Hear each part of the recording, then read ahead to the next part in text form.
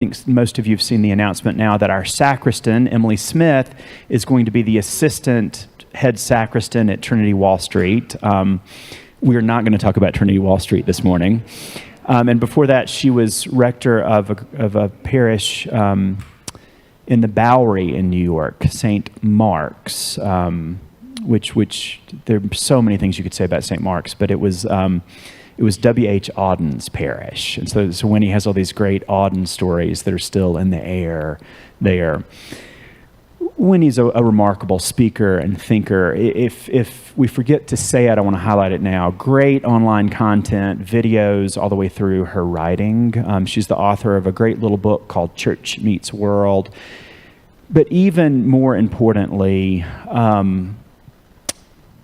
all voices matter in the Episcopal Church. Truly, Winnie is one of the most significant. And I think what it is, for me at least, is she has a remarkable combination of subtlety paired with clarity. And I know you're going to enjoy that this morning. So, welcome. So Winnie's also done a lot today. Yesterday there was a morning with lay leaders. The afternoon was the lunch was with deacons in the diocese. And the afternoon was with aspirants or people considering ordination. So thanks so much for all that you've done. But I want to dive in by asking you about St. Luke's and its setting. Tell us about your community and its setting in Atlanta, please. Happy to. First, thank you all for. I think you're on. Yep. Thank you for having me here. Really honored to be with you. Let's switch. Thanks. Sorry about that. Sounds right. Just really happy to be with you today. And one of the many reasons I was happy to be here, I don't get to travel very much anymore, is I really admire who you are and what you do. And we have a lot to learn at St. Luke's from you, which is why I'm here this weekend. St. Luke's is, the hesitance around downtown is we're a church that faces downtown. We're right across the highway from what is very seriously called downtown in Atlanta. And like a lot of cities, the highway cut through a lot of neighborhoods. And there's a wonderful project called The Stitch, which is exactly what it sounds like. It will be a park that covers, it's like a lid on the highway between us and proper downtown, which will come right to St. Luke's, which will put us back in downtown. But the neighborhood we technically stand in and north of us is called Midtown, which is hip and cool and full of young people and all those things, and we are not hip and cool, and that's just not us. We're more downtown. And there are 3 large Episcopal parishes in Atlanta, and that's us, All Saints, which is actually properly in Midtown, not a mile from us, less than a mile, and then our cathedral. So we are, of those 3, we're the downtown parish. And we're about the same size congregation. I'm guessing around the same kind of program activity and some of the same questions about who we're supposed to be, who we've been, what we're called to in this time. And like you all, a lot of really constructive, positive, excited energy about stepping into that. Well, I want to ask you one, and I'll try to speak up. I want to ask you one. Can you hear me? Okay, good. I want to ask Winnie a question about being a priest just in general, and then one more question about St. Luke's. What's your favorite part of being a parish priest? It's so fun, right? Like that's the part I wonder if we tell people in discernment. It's just really fun. I have a really fun job. What is my favorite part? That's so hard. Frankly, probably some part of Sunday morning. So we have there's this remarkable child at church that illustrates for a lot of us right now the delight of church. And he is just in it. I won't say his name in case he's watching, but he is just in it. This child has been given his own alb. He is maybe 4. I don't think he's 5 yet. And is so into it that he made a cross at home and would just bring it to church and would hold it up just like everybody does in the service. And then and I would see him just like the procession, I saw him one day in the aisle and it was veiled. He had veiled the cross because he came to church and he looked up and it was Lent and there was a veil on it. And so he made his mom help him put a veil on it. And then like a week or 2 later, the child showed up in an alb, and so someone gave him a cincture, and he shows up dressed as an acolyte with a cross appropriate to the season, and stands there waiting for us to come by so that he can get it, like for someone to give him permission to enter that procession. Like, what an example of like the earnestness of the Christian life, right? I feel like there's like images like that and moments like that are the best part of being a priest, that someone sees it and gets it, and all they need is your permission. Yeah. No, that's lovely, and I bet you would agree. I mean, one day is never like the previous one. One moment is never like what came before, what comes after. It's just constantly evolving and changing. So you are never boring, and it's never boring. You're downtown, and I want to just tell you a little bit about what we've been experiencing lately here, actually on our grounds. Let's think about grounds for a minute.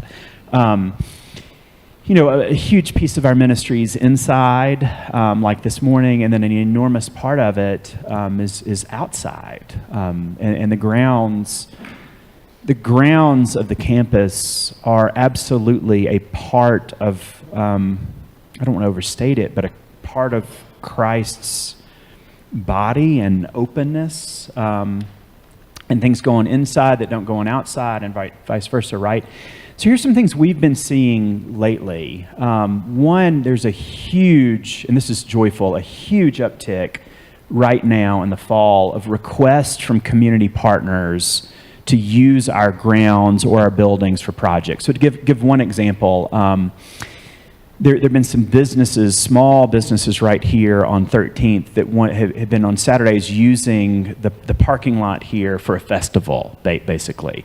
And it's outdoors, so it's safe enough in COVID, and it's been very exciting. We've seen lots of things like that. We've also seen, especially in the last few weeks, people with enormous mental health challenges in their life. And I'm talking about dramatic mental health challenges as of late. So we've been thinking a lot about that and about how to be caring and safe as a staff and as a community. What are you seeing in the last few months at St. Luke's on the grounds? Yeah, I'm very similar. So St. Luke's is downtown in a slightly different kind of location than this. We're 7 acres, and a lot of, I know, it's crazy, and it's a pretty developed city, right? And we are one of the undeveloped areas. So there's our church.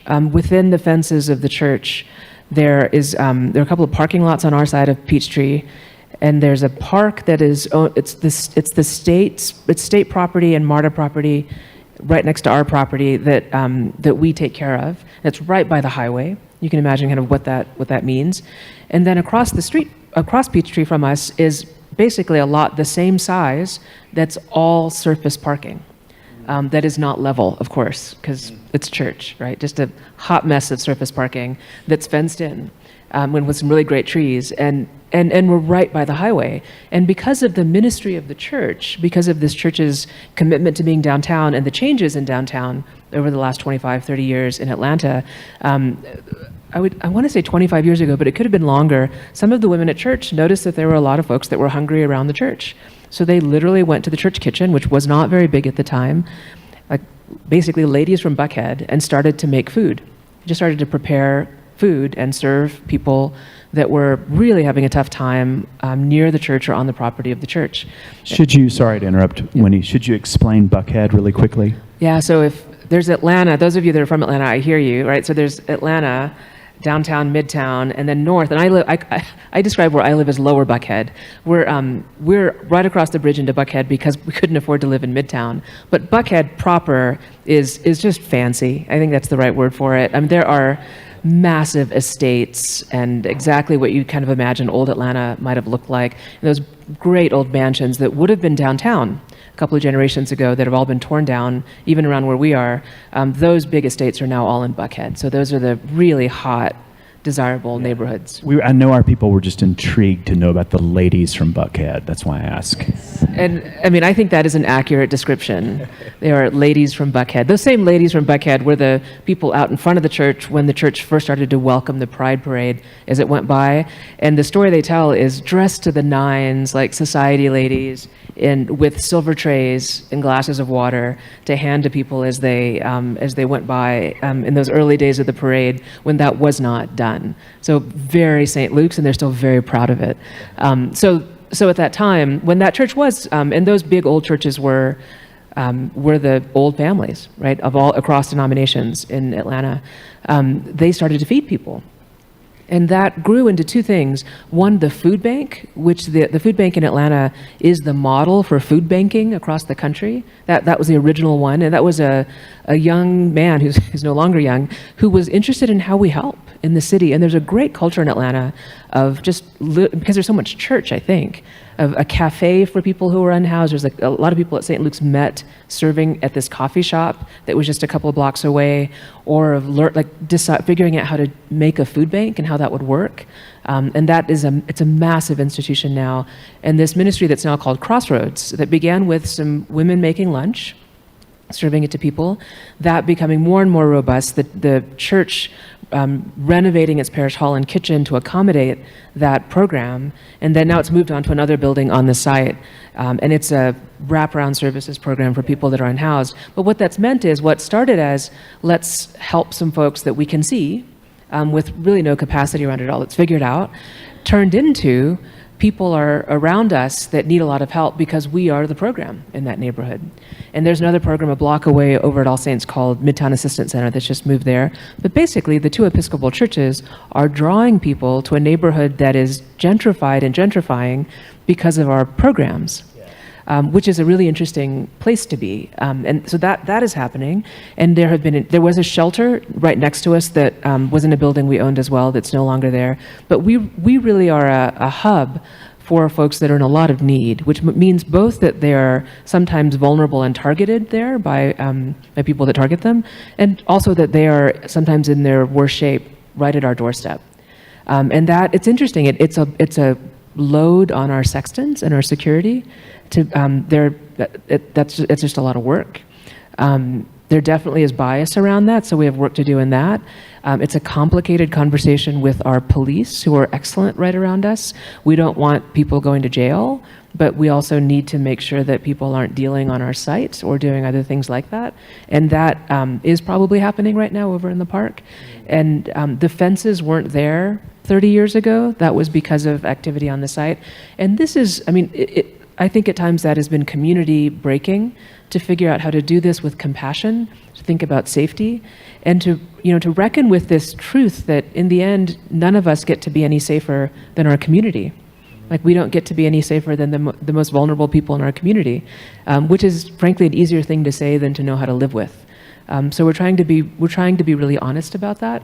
We don't want to be a church that's locked down or has barriers. Welcome is a really, really high priority for us. One of the things we've got right is we know how to be inclusive. We want to do that.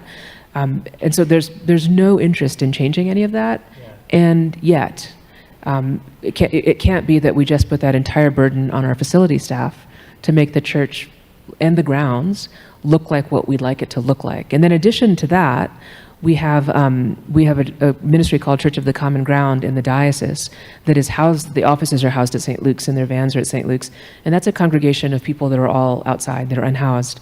And so again, that's a community that serves people we want to serve, but also draws those same people into our neighborhood, which I think is exactly right, but is complicated for us. How interesting. Gosh.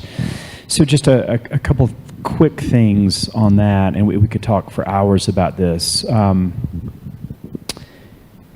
So much parallels what we experience here and what you just said. And I think about, actually, I want to think about the police for just a moment. We actually had just a quick anecdote, a quick story. There was somebody at the end of Cathedral Night last week, and it was dark, so the sun had gone down. Cathedral Night was ending. I walk outside, and there's a resident from across the street in the parking lot, and our assistant facilities person, Brian, and the resident across the street says, there's somebody just not well on your west lawn down there, and you can hear him. And I stopped and listened, and I could absolutely hear him. And what I heard was somebody yelling. And I also could hear that he was not yelling at other people. and that's just a big difference. So I knew that he was actually it was more a conflict within himself. The resident across the street had already called the police. I walk around just to kind of see how close I can get to the guy, get a better read on it because it's dark. Police officer walks up as soon as I do, sees me in a collar, and immediately says that this is not a criminal check at all, but I've gotten a couple calls, and I know this guy's really struggling. We're going to get our medical team here to clean him up, and then our wellness team will come right in. He's done nothing wrong. And that, we've seen, I think, in the last couple of years, or in the last year especially, police have been doing a better job of really understanding wellness checks. Is that a part of what when you said that they're doing a pretty good job where you are, is that a part of what you mean? Yeah, we have a counseling center on site as well, and Georgia is probably different than here. Just has a really poor network of mental health services. It's front page of the Atlanta Journal-Constitution these days. How poorly resourced we are as a state. And one of the head of MARTA, which is our rapid transit, died by suicide, I think within the last 6 months, and that service was at St. Luke's. And it just elevated for everyone, we're not okay, and there's not enough help for us. So there is some real awareness in our city, one, that we're all collectively not okay, but also that a lot of the folks that we see outside are living with mental illness. And that is the primary concern, and that isn't solved by going to jail. It's not solved by harshness. And so there are some groups within our, I think within the police, I think that's how that functions, that are supposed to go out and do mental health checks, but it's very new to the culture. So an example would be, we recently had the acting chief of police and 2 senior officers at St. Luke's to talk about what's going on in our community, in our neighborhood. And it was interesting, one of them really heard loud and clear, heard us saying that we wanted to help, we were going to help enforce and get people, go to court and get people convicted so that they'd go to jail, so they'd be off the streets. And the other person heard loud and clear that we wanted to figure out ways to help people who were sick get services they needed, and we were willing to put our thumb on the scale on that one. We said the same words, right? We were in a meeting together, and those are 2 very different responses to the same problem, and just different perspectives on that same problem. And it's a problem, and I think that's probably represented in our community as well. And it's just tough. I don't want to pretend that's not difficult. And that sometimes when people are presenting exactly as you're describing, when they're dealing with mental illness, that's what's happening. But it can feel, or is, quite threatening. And for us, that's when it becomes more difficult. Yeah. So St. Luke, I want to just talk just a minute about scale, and then ask Winnie a different question, a question related to it. So very similar scale to the cathedral. And I know enough about Winnie's job to know that she just has to think constantly about scale. So we've got about, here at St. John's, 2,000 and something members who are actually members. The formal title of that is communicants. They come 2 or 3 times a year, so it's a big parish in that regard by Episcopal standards. What we're seeing right now, and life is so much more important than numbers, but when you have a job that takes into account scale, you have to think about numbers, even when you don't want to. What we're seeing right now as we emerge, wherever we are in COVID or post-COVID or endemic, whatever it is, we're seeing right at the end of 2019, we had on the Sunday morning services, 8, 10:30, and 6, we had just, and this was a real number, because Broderick and Emily calculated it, we had just reached 600 people going to church if you add up those 3 services. It was remarkable. And fast forward to today, obviously lots of up and downs. We're seeing about, I'm actually not a great numbers person, but Emily's in the back of the room. Katie says we're seeing about 500-ish if you add up those. So not quite where we were, but kind of getting there. That's not including people who are online. Online's a huge piece, and Evans Alsey's in the back of the room. Enrique is here somewhere, a huge permanent piece of our ministry. And we'll see anywhere, Evans, correct my math, for the 10:30 service, we could see 100, 150 people watching a service. So interesting. What I want to ask you, Winnie, is, so Winnie's been at her church about a year, little more.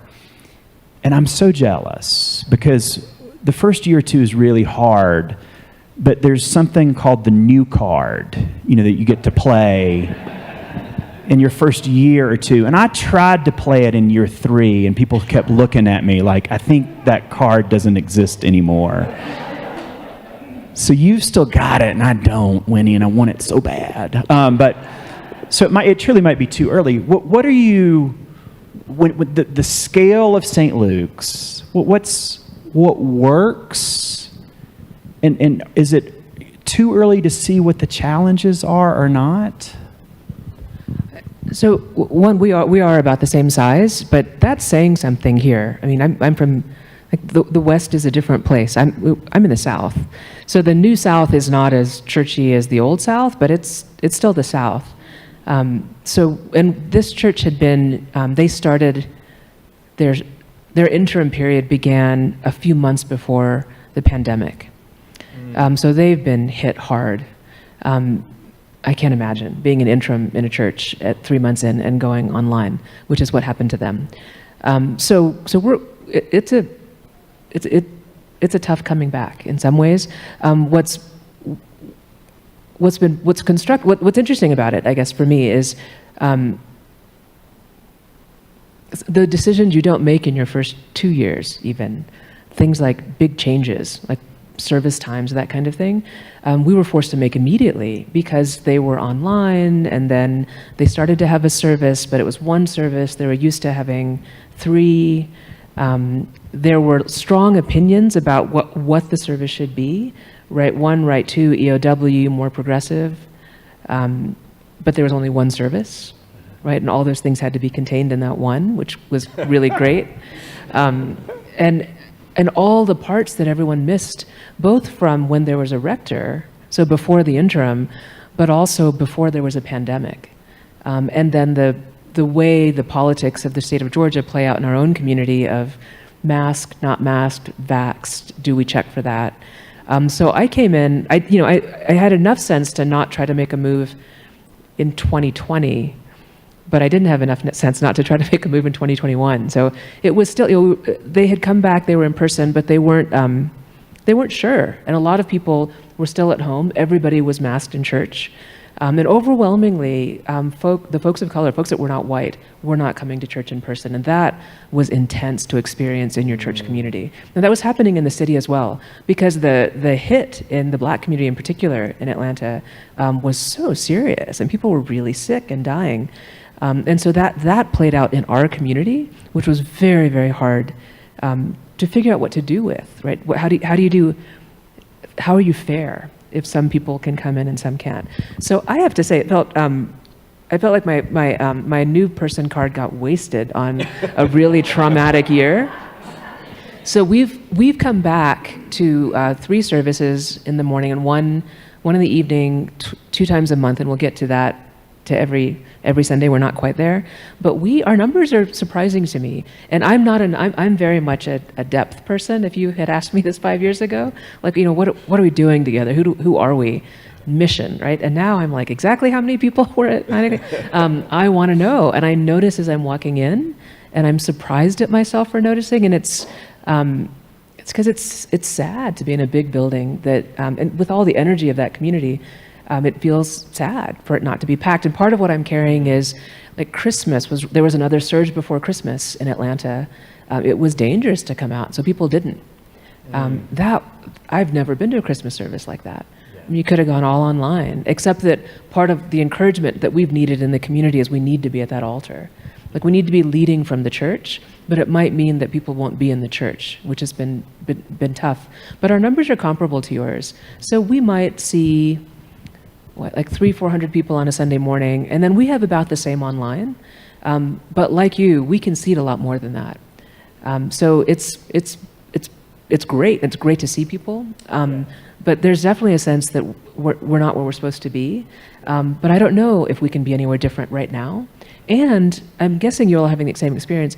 People keep coming. Like, new people are coming, new people are joining, babies are being baptized. Like, the life of the church is happening, but not visible in the way that I'm used to, frankly, on Sunday morning, which is stressful for all of us. And then we've been, again, because I'm very new, we've been playing with how we bring back formation, and what's the right amount of thing, and what will people come in person for, and what needs to remain online.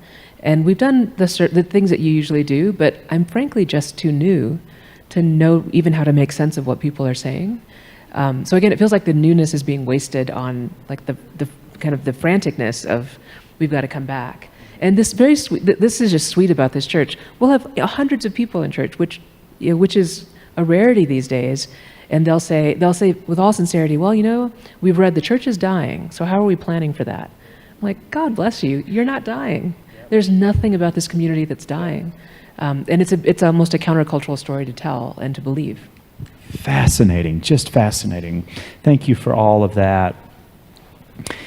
I'm going to shift us a bit, and as I do so I know that all of you will have questions. We will get to a Q&A, so hold your questions. We'll do one at the end, and someone, Evans or Tony, will come around with a microphone. I'm going to shift us a bit. So yesterday, with the groups that Winnie was talking to, especially in the morning, she made a really interesting observation that fascinated me. She said that she thinks that we're living in a time, generally speaking, in the church, in American society, in which we don't have a collective story. She also said that's probably always been the case, too, but we might just be more aware of it right now.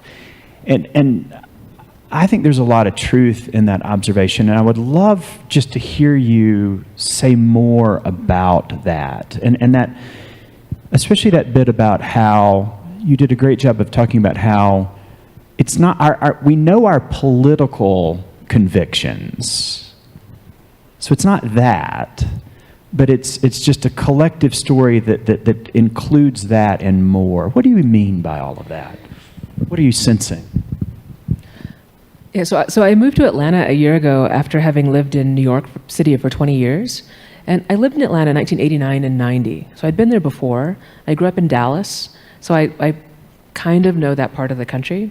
But in New York, frankly, there was definitely a sense of us, right? And it doesn't mean that we all vote the same way in New York City, though people are kind of secretive about it. But there's a sense of us, the collective, probably because New Yorkers feel so besieged by the rest of the country. Like, we're weird, our city's weird, people are scared of our city. Atlanta doesn't have that, and I'm very mindful in Georgia that we don't have that. And I'm aware, and part of what I was talking about yesterday is we are told that social media is the problem. And of course, social media is a hot mess, yes, and a tool for a lot of good. But we have always had different ways we get the news, right? There have always been newspapers in different communities, or radio stations different people listen to, or ways that your family gathered. We have always had multiple narratives based on the community. The Buckhead ladies were hearing something very different than people were hearing in downtown, right? In a mill neighborhood. It's always been that way. But and I don't know if it's actually, and I wonder about this. This is something we're talking about at St. Luke's. I don't know if it was just that certain dominant stories were the ones we heard, and we were all just too polite to say all kinds of, maybe that's what was happening. Or so separated that we didn't hear where those stories collided. Maybe that we were so segregated into different communities.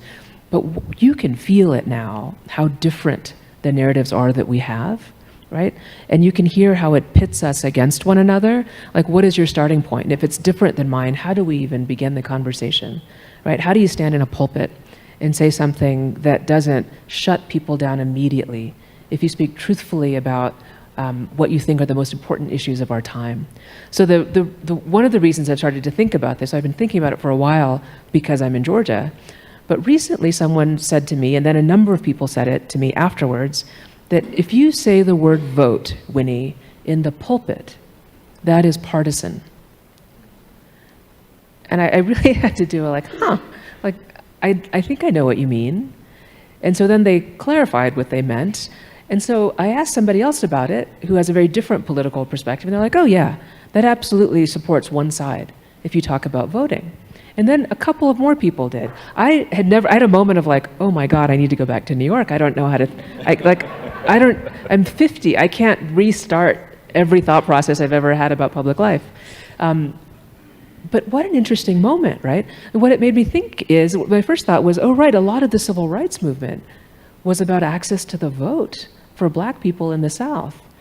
And somehow we have just ripped the cover off that in 2022 in the South and said, now we call it partisan. Right? It's supporting a party. But it's the same disenfranchisement of the same people or their children and grandchildren in our city. And people are bold to say it in a way that I don't know that they would have 10 years ago, 15 years ago. And these aren't activists on the street. These are Episcopalians in the pew next to you, right? These are civil, kind, really wonderful people. So something has happened in our story of us, in our civic sense of ourselves, our democracy, what is fair. One side of that art of what this person was saying could be, well, if the majority of people don't want to vote for your party, how is that partisan? Like, your party's got some work to do on why people should want to vote, right? People should want to vote for what you stand for. But that sense of a collective is that's the struggle we're in as a nation right now, right? Your newspapers will tell you that too. What's the story of us? So one of the stories that we were part of working on this year is, in 1906 there were race riots in Atlanta. And if you went to school in Atlanta, including a colleague of mine who went to Morehouse, said he had never heard this, you would not have heard about it in school. He went to Morehouse and he hadn't heard of it in college. Right? And so 1906 is the year that our building was built, the current building that we're in. It's the 4th building for St. Luke's. So the rector at the time, Dr. Wilmer, invited W.E. Du Bois over for a conversation on the broad step of that church, like right where we still do communion today.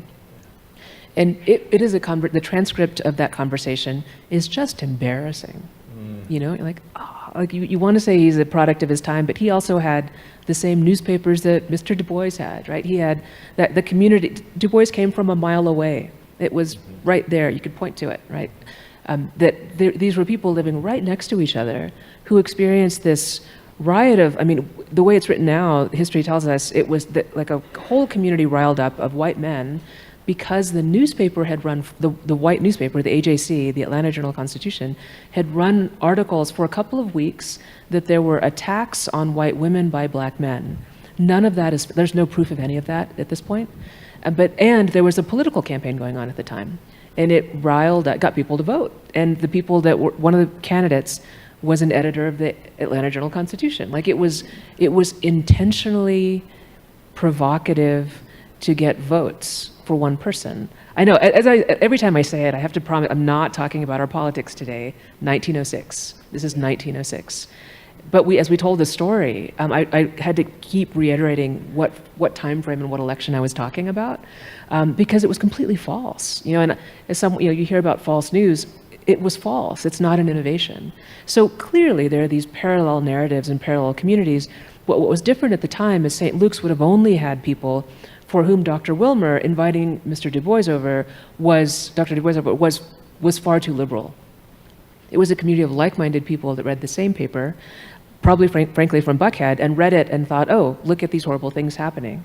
And then even the riot was reported as disruptions by Black people in the city, and that there was harm on all sides. And they would have only read that news, and then they would have come to St. Luke's, right? And what's happening now is people that read many papers and have come from many different communities sit in St. Luke's. Yeah. And so we are, in the same way that in our society, we are just more diverse and we encounter one another, which means then we've got to do something with this information we have and our perspectives that are quite different.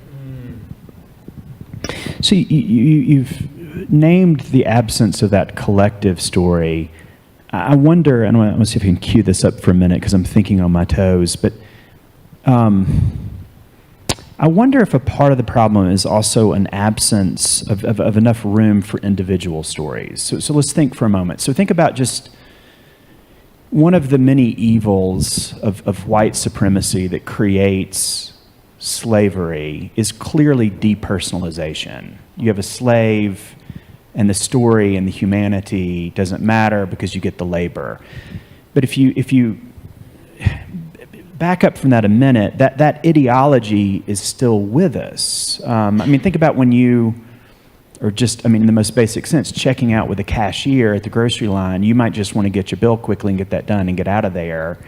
And that a human interaction with the cashier might just be absent. it's not that you're a slaveholder, but just think about all the different ways in which relationships get depersonalized for the sake of some other good. So I wonder, Winnie, if let's think about the role of the personal and how do we create space for that.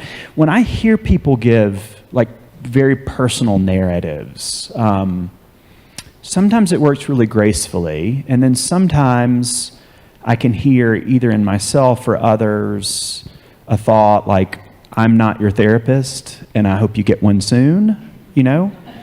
And there's great wisdom in that. We all need therapy. I also see the sharing of the personal sometimes shutting down discourse, like, this is my personal experience, therefore we can't think together critically about where we go in light of that. Is that a... I mean, yeah. So one, I do think part of learning our history is building a narrative, but also in this space of like, what is the collective, the communal that we share, and what is the personal? I think there's this really interesting back and forth that we have to do, that we all have to do, right? That those Buckhead ladies, who are still, they're still around, didn't have to feed anyone, right? They could absolutely say, ugh, I'm really sorry, or move them along, or it's too big for us, all kinds of things. So they took here's a little part I can do, right? I can show up and make lunch.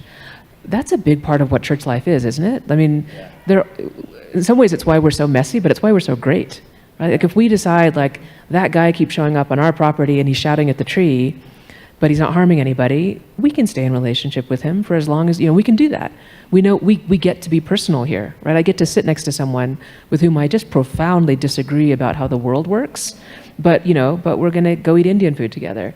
Yeah. I wanna live like that. That's why I choose church. There are places I can go to confirm other biases that I have, that are correct, of course, but that are mine, right?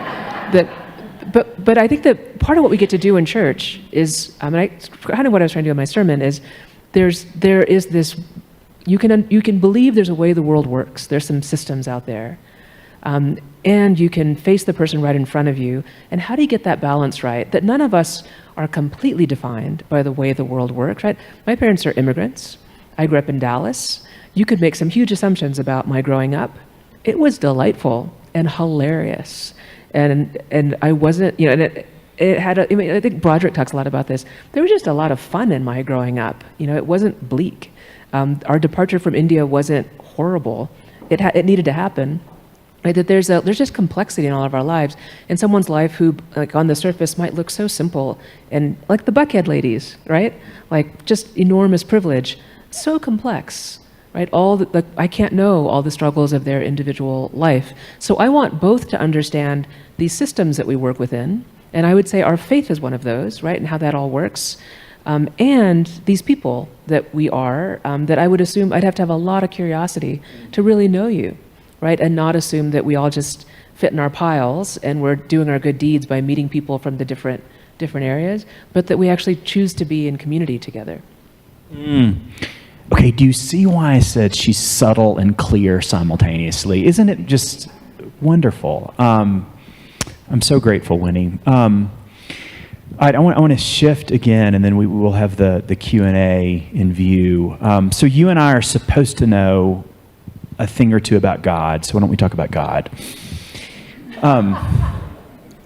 So I am not on Twitter, but in preparation for, I've never been invited. But I was looking in preparation for this, and Winnie retweeted something a couple weeks ago that really just, it surprised me how much it startled me in a lovely way.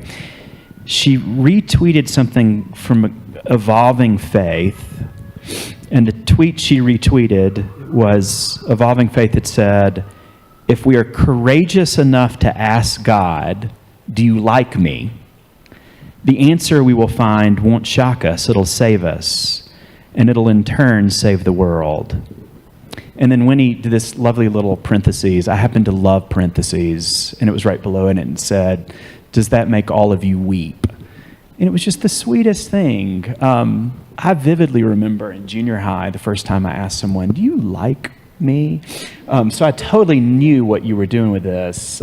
Tell us about, I guess about God liking us, and really to try to give a nice segue from where we've been. God is personal in Christ. Yeah, so that quote, I think, I'm not sure, but I think it's Amina Brown.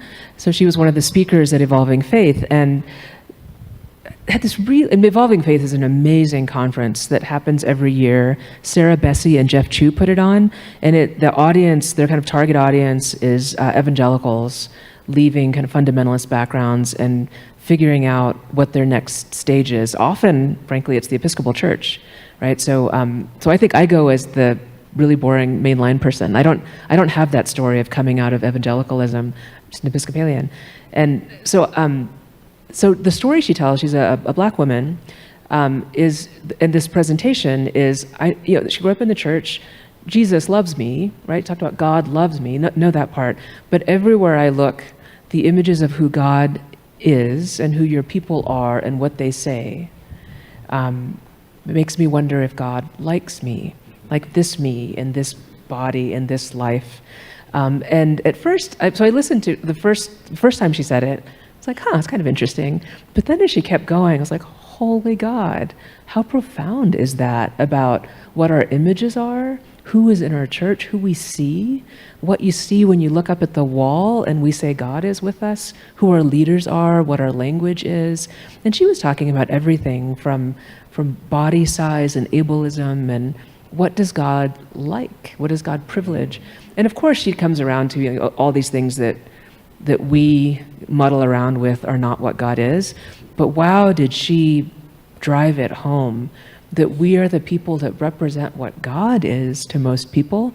So the other side of that would be a couple of days ago, a friend who's now a priest who was confirmed at St. Mark's in the Bowery, was confirmed by Barbara Harris, the great Barbara Harris, came to my installation, which I still can't believe. And amazing. I know, yeah, like the coolest thing that ever happened, right? And preached this amazing sermon. I cried the whole time. And then I asked if she would come and do confirmations the next day because she was there. And so we got permission for her to do that. And we had a lot of former evangelicals who were really traumatized by some part of that experience and had come to the Episcopal Church.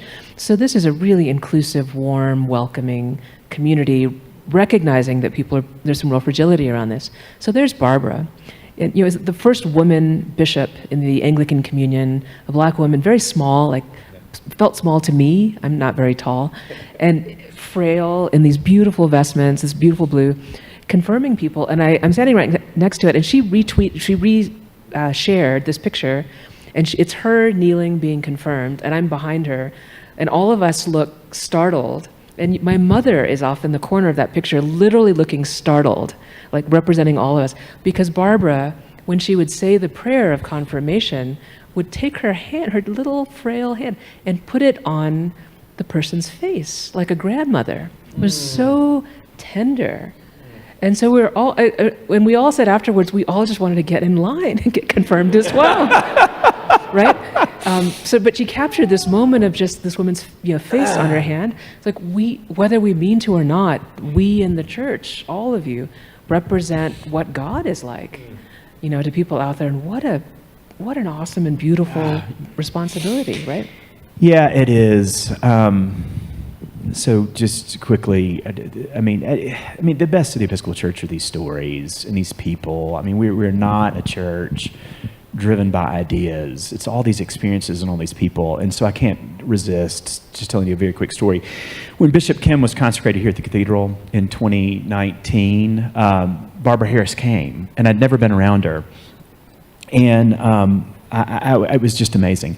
But long story short, and I think this is, everybody knows this, that knows Barbara Harris. She, to her final days, smoked cigarettes her whole life and was a chain smoker.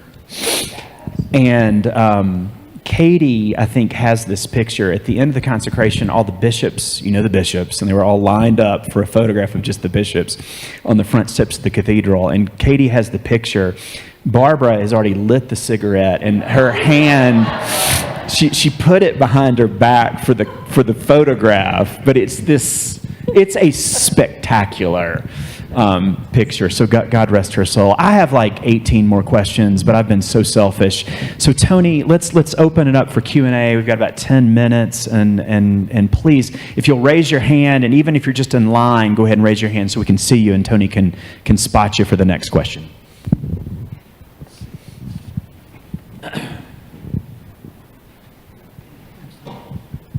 Hey, Pastor Winnie, thank you so much. I really enjoyed what you had to say.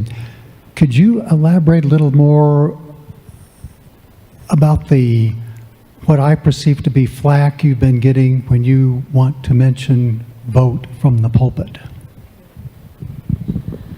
Yeah, and I'm pretty transparent, I guess, as you can see, because this is a live conversation in our community. So the majority of people, I think, at St. Luke's would expect that we would talk about supporting voting. I think I'm guessing, but there are some folks, and I think they represent where Atlanta is right now. So part of the pressure in Atlanta is, and I guess for the whole state of Georgia, but we feel it in Atlanta, that we have been told for a couple of years that democracy hinges on what happens in our city and state, right? That had to do with the last election and with Reverend Warnock and things like that.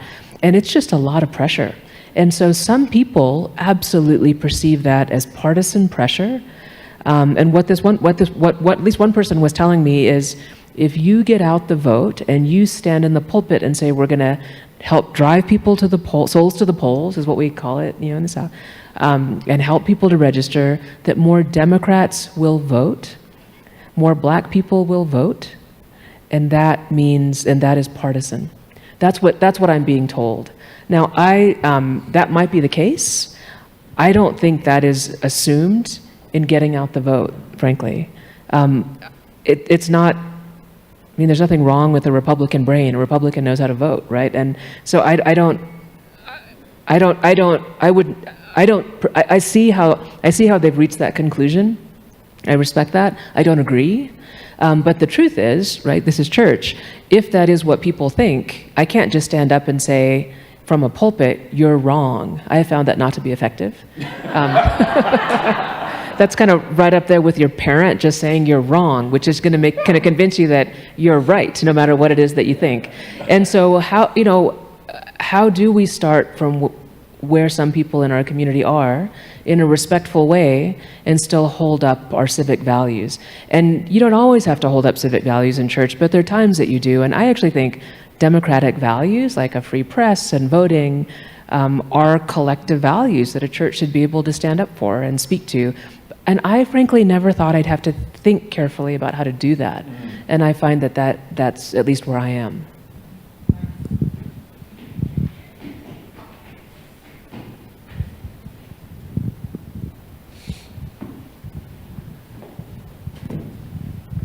I've always enjoyed coming to the Episcopal Church because it makes you think. You're not just preached to, you're told to think for yourself. And one of my thoughts was, you talked about the collective identity and how we might be missing it. You also talked about numbers quite extensively. If you guys were to go from 600 to 2,000, do you think that would help to improve the collectiveness, or what do you think would come out of the numbers increasing? Yeah, no, it's exactly the right question. It's why, in general, I wouldn't have the number conversation, except here we are, right? I am thinking about it. Are we back? Are we okay?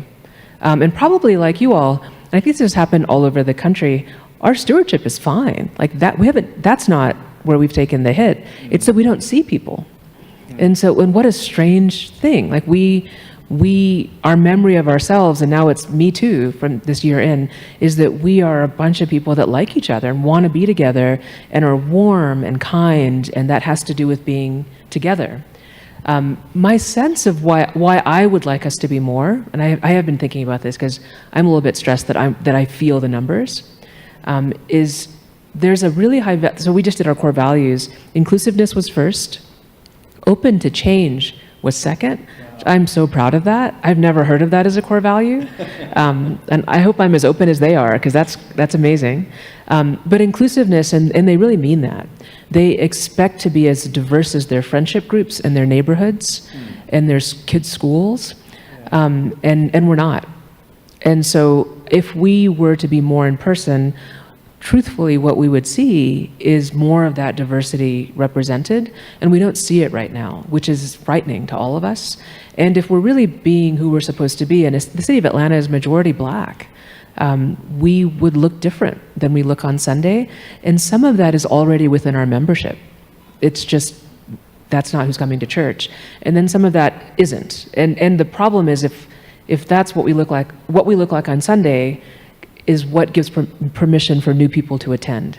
So to not have that visible in every way, all kinds of diversity, is a problem for us. You can't really solve it except that people have to decide it's worth coming into that community, right? But that's what I would hope. I also will say, I'm guessing you all have the same thought that for the resources that are gathered to resource that community of St. Luke's, it is an enormous and generous gift of generations before, but it is to steward that properly, we have to be for a lot of people and for our whole city, I think.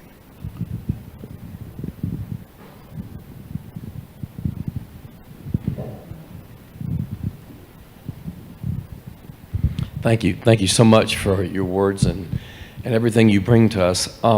You mentioned, can I ask you a question about the aspirants? You met with aspirants and you're familiar with that.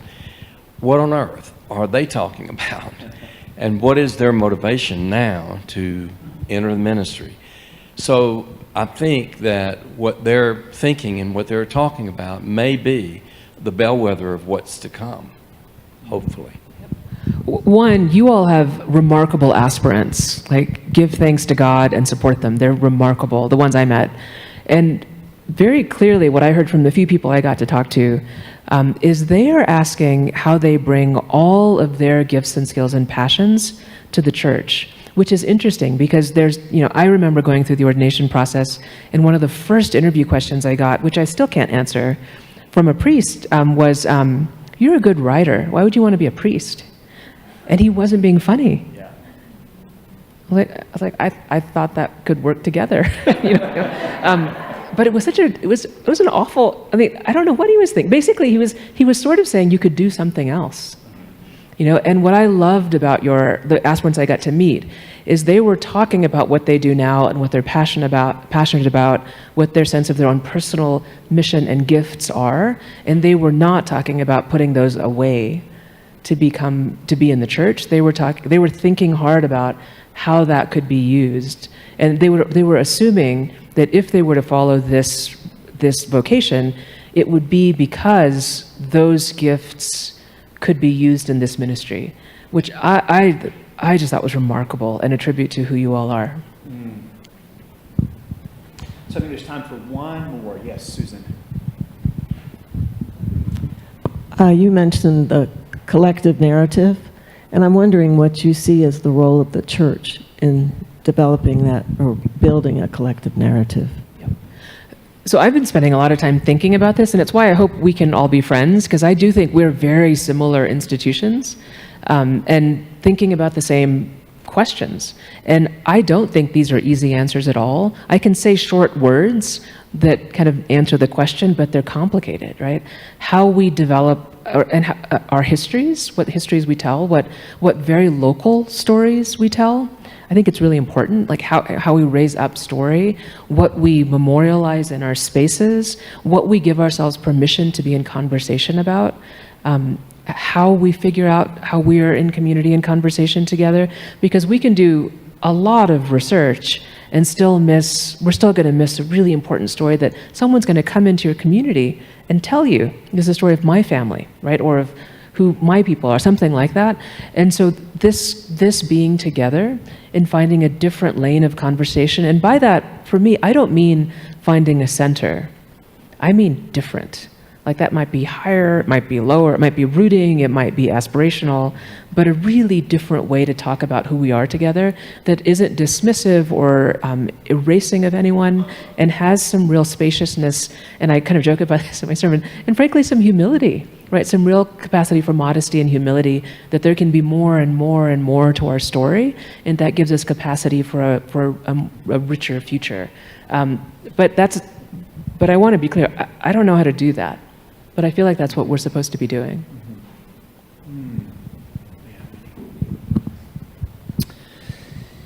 Thank you for those great questions. And again, a warm welcome to everyone joining us online.